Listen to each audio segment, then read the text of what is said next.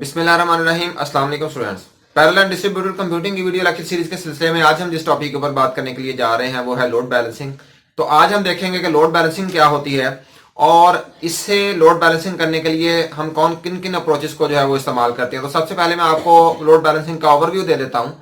Load balancing students कहा जाता है कि जब हम किसी टास्क को एक से ज्यादा जो कंप्यूटिंग मशीन्स हमारे पास होती हैं, जब हम किसी एक पर्टिकुलर टास्क को एक से ज्यादा मशीन्स के ऊपर जो है वो डिस्ट्रीब्यूट कर देती हैं, ये बिल्कुल वही कॉन्सेप्ट है जिसे हम शुरू से पढ़ते आ रहे हैं पैरेलल एंड डिस्ट्रीब्यूटेड कंप्यूटिंग का, कि जिसमें हम जो है वो एक से ज्यादा मशीन्स जो हैं उसके ऊपर हम एक ही टास्क को जो है वो इस तरह से डिवाइड करते हैं कि तमाम की तमाम मशीन्स जो है वो एक ही वक्त में उस प्रोसेस को जो है वो एग्जीक्यूट कर रही होती हैं। तो उसका फायदा हमें क्या होता है स्टूडेंट्स, बेसिकली हम एफिशिएंसी जो है वो अपने जो हमारा सिस्टम है उसके अंदर एफिशिएंसी लेके आना चाहते होते हैं कि जिसके जरिए से हम एक प्रोसेस को जो है वो एक कंप्यूटर से करवाने की बजाय एक से ज्यादा कंप्यूटर्स जो हैं वो उनसे उसे सॉल्व करवा लेते हैं, एग्जीक्यूट करवा लेते हैं।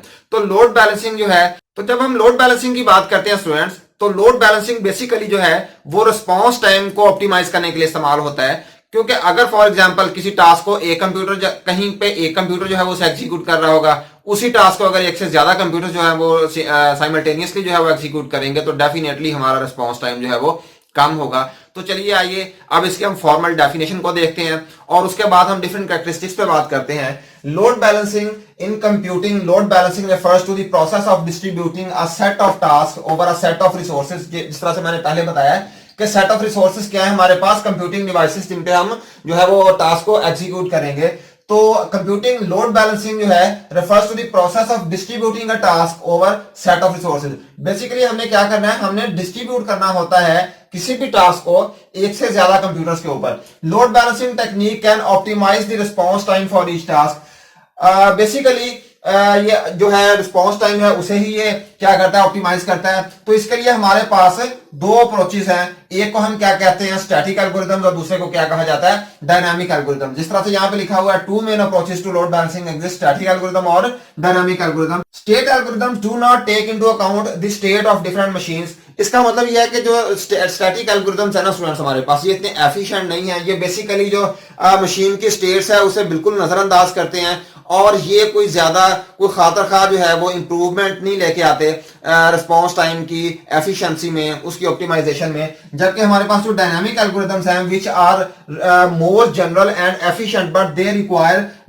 To exchange the information between different computing units at the risk of loss of efficiency. तो बेसिकली जो हमारे पास डायनामिक एल्गोरिथम्स हैं ये स्टैटिक एल्गोरिथम से ज्यादा बेटर हैं, ज्यादा एफिशिएंट हैं, ज्यादा एफिशिएंटली जो है वो एग्जीक्यूशन टाइम को यूटिलाइज करते हैं। लेकिन इसमें हमारे पास ये प्रॉब्लम है कि भाई इन्हें आपस में क्या करना पड़ता है, कम्युनिकेशन करना पड़ता है। उस कम्युनिकेशन की वजह से डेफिनेटली हमारा जो है वो एग्जीक्यूशन टाइम जो है वो ज्यादा होगा। लेकिन बेसिकली ये डायनामिक एल्गोरिथम जो है यही एक सोल्यूशन है अगर हम लोड बैलेंसिंग करना चाहते हैं। तो डायनामिक एल्गोरिथम्स को लेके जब हम चलेंगे तो हमारे पास बेटर एफिशिएंसी होगी स्टैटिक एल्गोरिथम की बजाय। तो इसके बाद हम क्या करते हैं, अमंग अदर थिंग्स हमने क्या क्या चीजों को स्टडी करना है, nature of the task, complexity, hardware architecture and error tolerance are main considerations while designing the load balancing algorithm। तो जब हम लोड बैलेंसिंग एल्गोरिथम को स्टूडेंट्स जो है वो डिजाइन करने के लिए जाएंगे तो हमने कुछ चीजों को मद्देनजर रखना है। जिस तरह से यहाँ पे लिखा हुआ है, हमने नेचर ऑफ द टास्क किस किस्म का है उसे मद्देनजर रखना है।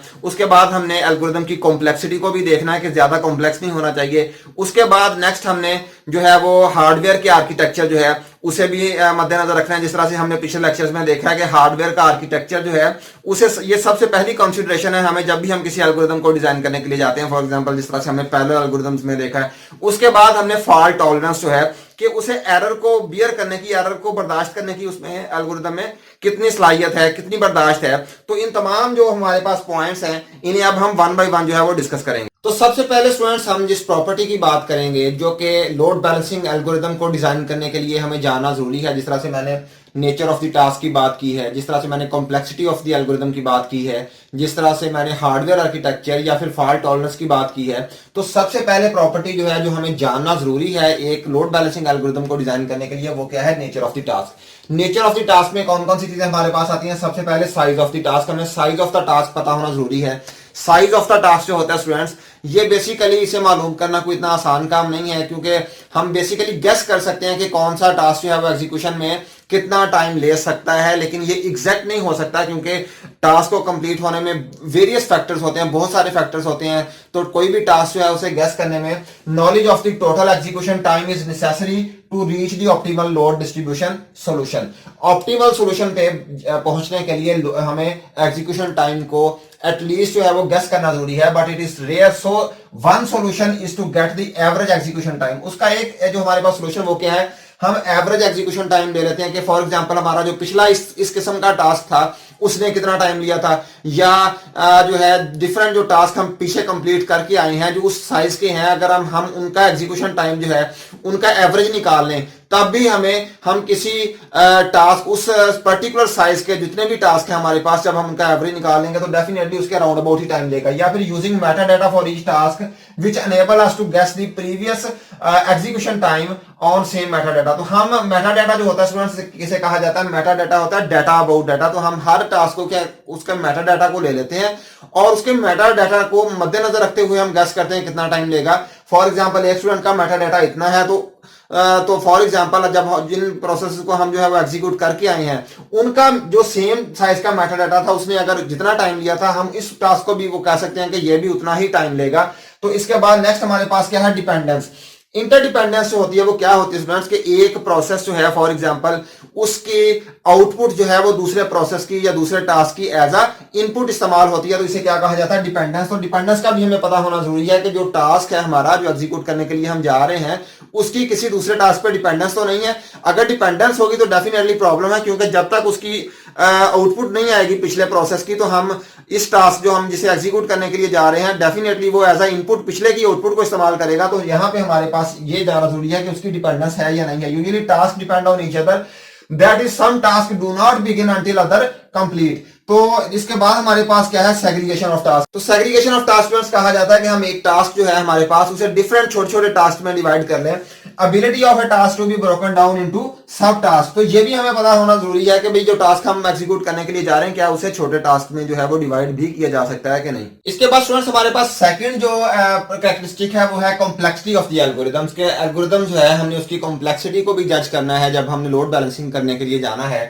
तो कॉम्प्लेक्सिटी ऑफ एल्गोरिथम को जब हम देखेंगे तो हमारे पास स्टैटिक और डायनामिक दो तरह के एल्गोरिथम्स हैं। जैसे मैंने पहले बात की है कि स्टैटिक एल्गोरिथम्स स्टूडेंट्स जो होते हैं वो इतने एफिशिएंट नहीं होते, जबकि उसके मुकाबले में अगर हम डायनामिक जो एल्गोरिथम्स की बात करें तो वो ज्यादा एफिशिएंट होते हैं। स्टैटिक एल्गोरिथम्स जो हैं वो सिस्टम की स्टेट जो है ना उसे कंसीडर नहीं करते, अंडर कंसिडरेशन ही नहीं लाते। स्टेट जो है वो क्या चीज है एक्चुअली, स्टेट ये है कि कौन सा सिस्टम किस वक्त कितना ओवरलोडेड है और कौन सा सिस्टम जो है वो कितना अंडरलोडेड है। असल में सिनेरियो तो ये होना चाहिए कि वो वाला सिस्टम जो ओवरलोडेड है उसका जो लोड है वो किसी अंडरलोडेड जो है हमारे पास नोड है जो कंप्यूटर है उसे दे दिया जाए, जबकि स्टैटिक एल्गोरिथम जो है वो इस तरह से बिहेव नहीं करता। These algorithms do not take into account the state of the machine. State of the machine is the load level of different processors. जो हमारे पास लोड लेवल है डिफरेंट प्रोसेसर्स का वो उसे ये कंसीडर ही नहीं करता दैट इज ओवरलोडेड और अंडरलोडेड, या ओवरलोडेड होगा या फिर वो ओवरलोडेड नहीं होगा। rather the resource requirements, number of processors and their power, communication speed and task arrival time are known। तो ये डिफरेंट चीजें उसमें मालूम होती हैं हमें। बेसिकली हम ओवरलोडेड और अंडरलोडेड को कंसीडर ही नहीं करते और किसके जरिए से काम चलाते हैं इस तरह के एल्गोरिथम्स में हम कि नंबर ऑफ प्रोसेसर्स कितने हैं हमारे पास, इसके अलावा उनकी जो है वो पावर कितनी है, कितनी कैपेसिटी है किस प्रोसेसर की, उसके बाद कम्युनिकेशन क्या है, कितनी कम्युनिकेशन की स्पीड है, एंड टास्क अराइवल टाइम, और जो टास्क है वो किस टाइम पे हमारे पास अराइवल है उसका। तो ये वाली चीजें जो है ये बेसिकली हमें नोन होती हैं। उसके अलावा जो दूसरा जो बेसिक कॉन्सेप्ट है वो हमें मालूम नहीं होता। Static load balancing knows the number of task as well as the processors to optimize the performance function. तो परफॉर्मेंस फंक्शन जो है ऑप्टिमाइजेशन जो है वो इस तरह से करते हैं कि हमारे पास क्या होता है, नंबर ऑफ टास्क हमें पता होता है और प्रोसेसर्स की तादाद हमें पता होता है, जिस तरह से हमने पहले डिस्कस किया है sir. It is easy to implement but sometimes can lead to overloading. तो ये इसे जो है वो इंप्लीमेंट करना स्टैटिक एल्गोरिथम्स को आसान है, लेकिन बेसिकली ये एफिशिएंट नहीं है, ये इफेक्टिव नहीं है। तो इसके बाद जो है हम बात करेंगे डायनामिक एल्गोरिथम्स की। डायनामिक एल्गोरिथम्स किस तरह के होते हैं? Dynamic algorithms deals by considering current load of a system. ये डायनामिकली जो है वो मालूम करता है कि किस सिस्टम पे कितना लोड है। So sometimes tasks are overloaded systems can be assigned to overloaded underloaded systems. तो अगर कोई सिस्टम ओवरलोडेड है तो डेफिनेटली उसका जो टास्क है, उसका जो लोड है, वो किसे असाइन कर देना चाहिए? अंडरलोडेड सिस्टम्स को। Designing of dynamic algorithms is a complex task. Dynamic algorithms होते हैं, स्टैटिक एल्गोरिथम को डिजाइन करना आसान है, जबकि डायनामिक एल्गोरिथम्स को जो है वो डिजाइन करना मुश्किल काम है। Designing of dynamic algorithm is complex task but it produce excellent results. इसके रिजल्ट्स अच्छे होते हैं। Communication between nodes is made frequently to dynamic assign the task which can slow the overall system performance. तो ये इसका एक छोटा सा ड्रॉबैक ये है स्टूडेंट्स, जब इसने ओवरलोडिंग और अंडरलोडेड सिस्टम्स को मैनेज करना है, यानी कि जो ज्यादा ओवरलोडेड है उनका जो है वो लोड को बैलेंस करना है, तो डेफिनेटली क्या होगा, ये आपस में कम्युनिकेशन करेंगे डिफरेंट प्रोसेसेस। तो जब ये कम्युनिकेशन करेंगे तो कम्युनिकेशन के ऊपर भी जो है वो टाइम कंज्यूम होगा। जिस तरह से थ्रेशिंग का कंसेप्ट होता है, यानी कि असल काम जो है वो कम हो रहा होता है और कम्युनिकेशन पे टाइम जो है वो ज्यादा हमारे पास जो है वो लग रहा होता है। तो इस वजह से ये ओवरऑल सिस्टम का जो है उसे स्लो डाउन जरूर करता है। तो इसके बाद स्टूडेंट्स हमारे पास जो प्रॉपर्टी है वो क्या है? Hardware architecture. तो डेफिनेटली जब हम एक लोड बैलेंसिंग एल्गोरिथम को डिजाइन करने के लिए जा रहे हैं तो हमें हार्डवेयर आर्किटेक्चर का पता होना भी इंतहाई जरूरी है। तो इसमें हमारे पास सबसे पहले होगी हेट्रोजीनियस मशीन्स। हेट्रोजीनियस मशीन्स ऐसी मशीन्स होती हैं जिनमें हमारे पास एक सिस्टम के अंदर डिफरेंट कैपेबिलिटी के कंप्यूटर्स पड़े हुए होते हैं। कुछ ऐसे कंप्यूटर्स होते हैं जिनकी पावर का जो है प्रोसेसिंग पावर बहुत ज्यादा होती है, और कुछ ऐसे सिस्टम्स होते हैं जिनकी प्रोसेसिंग पावर जो है वो कम होती है। तो यहां पे हमें इस बात का ख्याल रखना है कि हम ऐसे प्रोसेस, ऐसे टास्क जिन्हें हाई जो है वो एग्जीक्यूशन जो है वो कैपेसिटी की जरूरत है, उन्हें हम अच्छे सिस्टम जो हाई प्रोसेसिंग स्पीड वाले सिस्टम है उन्हें असाइन करें, और लो जो हमारे प्रोसेसिंग टास्क हैं उन्हें हम स्मॉल कंप्यूटर्स जो है स्मॉल सिस्टम उन्हें असाइन कर सकते हैं। Different computers power machines, so less computing power machines should assign smaller task and big tasks are assigned to the big processors या big nodes या फिर big machines। इसके बाद shared and distributed memory. Shared and distributed memory जिसे हम पहले पढ़ चुके हैं कि कुछ कंप्यूटर्स ऐसे होते हैं हमारे पास जहां पे शेयर्ड मेमोरी होती है, यानी कि हमारे पास मेमोरी सिंगल होती है, तमाम के तमाम कंप्यूटर्स उसे ही एक्सेस कर रहे होते हैं, उसी मेमोरी को।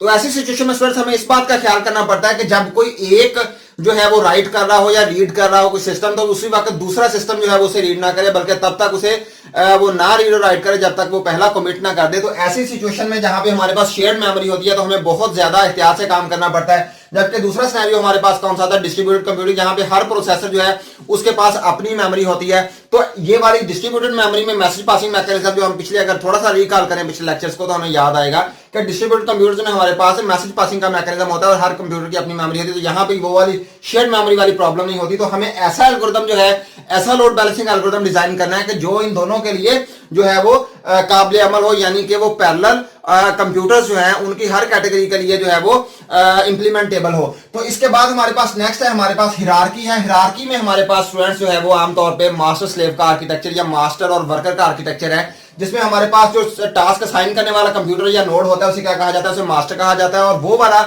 जो वर्कर होते हैं वो उन टास्क जो है वो उन टास्क को एग्जीक्यूट करते हैं, परफॉर्म करते हैं। तो यहाँ पे हमें किस चीज का ख्याल करना है? यहाँ पे ये ख्याल करना है कि जो मास्टर कंप्यूटर है वो एफिशिएंटली इस तरह से टास्क को असाइन करे कि भाई जिसमें हमें प्रॉब्लम ना आए। तो यही वाला वहां पे हेट्रोजीनियस मशीन वाला प्रॉब्लम को जो है वो उसने सॉल्व करना है कि उन टास्क को, उन कंप्यूटर्स को जो है वो जो ज्यादा कैपेसिटी रखते हैं उन्हें बड़े टास्क को असाइन कर सकता है और छोटों को जो है वो स्मॉलर टास्क असाइन करता है। इसके अलावा और भी कुछ ऐसी डिफरेंट जो है वो हमने कुछ चीजों का ख्याल रखना है जब हमने मास्टर ने जो है वो वर्कर्स को जो है वो टास्क असाइन करने हैं। तो इसे क्या कहा जाता है? इसे मास्टर और वर्कर आर्किटेक्चर कहा जाता है। इसके बाद हमारे पास स्केलेबिलिटी है। स्टूडेंट स्केलेबिलिटी किसे कहते हैं?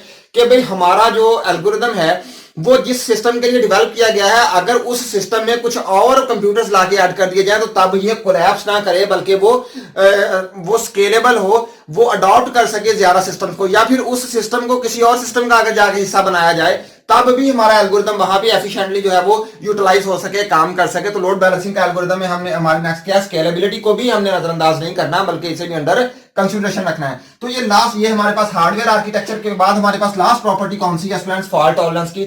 फॉल्ट टॉलरेंस ये कहता है कि it is tolerable to execute a parallel algorithm which can not tolerate the failure of a single component. तो अगर फॉर एग्जांपल हमारे पास कोई सिंगल कंपोनेंट है स्टूडेंट्स, वो फेल हो जाता है, तो डेफिनेटली हमारा जो है वो सिस्टम कोलैप्स कर सकता है। तो ऐसा हमें एल्गोरिदम नहीं डिवाइस करना है कि जो इस तरह से कोलैप्स कर जाए, बल्कि इस तरह से हमने जो है वो लोड बैलेंसिंग एल्गोरिदम डिजाइन करना है कि भाई फॉर एग्जांपल अगर बीच में कुछ मशीन जो है वो कोलैप्स कर जाती हैं, वो काम छोड़ देती हैं, तो हमारा एल्गोरिदम जो है वो उससे मुतासर ना हो, बल्कि वो एफिशिएंटली उस काम को यूटिलाइज करे। तो स्टूडेंट्स, मैं उम्मीद करता हूं कि आपने आज के लेक्चर को अच्छी तरह से समझा होगा और अंडरस्टैंड कर लिया होगा। इंशाल्लाह नेक्स्ट लेक्चर में हम इसकी लोड बैलेंसिंग की कुछ अप्रोचेस के ऊपर और कुछ एप्लीकेशंस पे बात करेंगे। तो तब तक के लिए अल्लाह हाफिज।